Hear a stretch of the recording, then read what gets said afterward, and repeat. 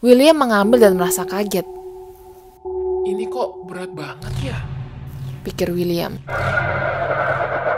Alkisah. Cerita kali ini mengisahkan sebuah tragedi ketika anak muda membantu seorang kakek yang sangat tua.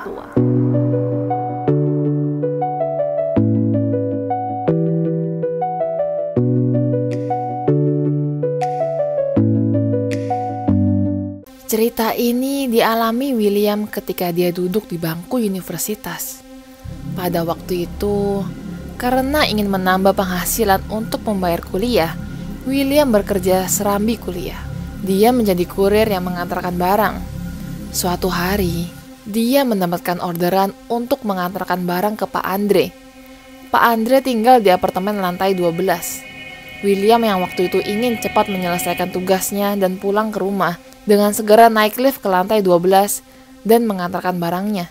Walau begitu, William tetap berbicara dengan sopan dan menjaga agar barang yang diantarnya tetap dalam kondisi yang bagus. Pak Andre sangat senang dengan hasil kerja William.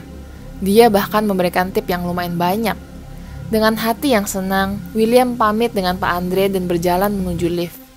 Di perjalanan, William baru sadar ada sebuah pesan yang tertempel di pintu tetangga Pak Andre yang berbunyi, Orang tua, kaki sudah kurang kuat.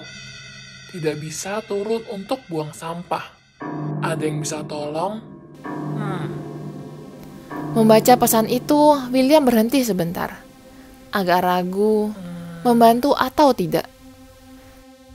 Tapi karena ibunya selalu mengajarkan untuk membantu orang yang membutuhkan, akhirnya dia pun membunyikan bel pintunya.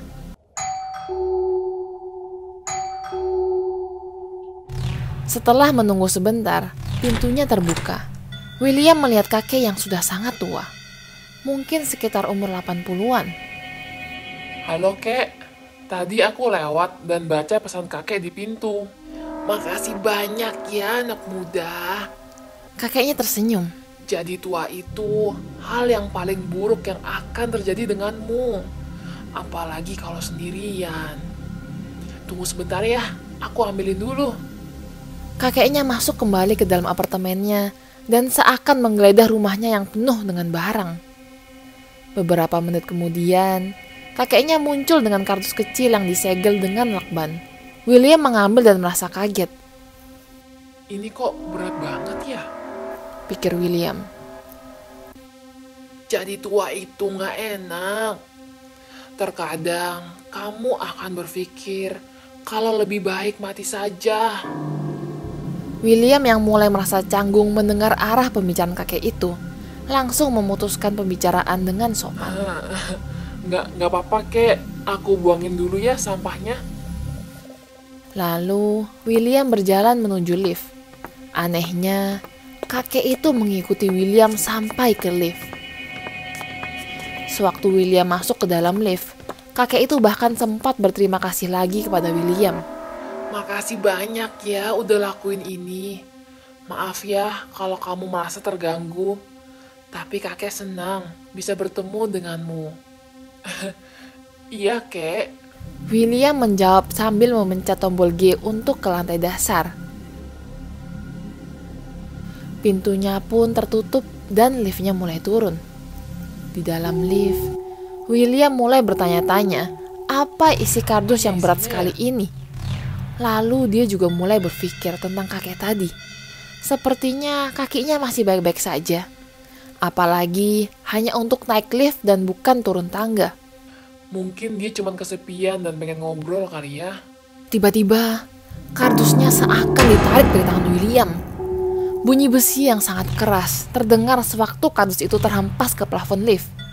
Liftnya berhenti di sekitar lantai 7 dan 6. Lalu, kardus itu jatuh lagi ke lantai dengan suara yang sama kerasnya. William merasa syok dan bingung. Tidak tahu harus ngapain. Lalu dia sadar, ada benang yang transparan keluar dari kardus itu dan menembus pintu lift. William bergegas membuka kardus itu untuk mengetahui apa yang sebenarnya terjadi. Begitu dibuka, William menemukan sebuah blok dari beton yang dililitkan oleh benang transparan. William merasa bingung sekali. Kok isinya begini? Coba aku tanya ke kakek itu lagi deh. William memencet tombol 12 di lift dan lift kembali naik. Ketika lift berhenti dan pintunya terbuka, William seakan sedang berada di dalam mimpi buruknya. Dengan tergesa-gesa, dia mengambil HP-nya dan menelpon polisi. Kakek itu melilitkan ujung benang satunya ke lehernya. Badannya tergeletak di genangan darahnya sendiri, tepat di depan pintu lift. Kepalanya tergiling ke pintu apartemennya, masih dalam keadaan senyum.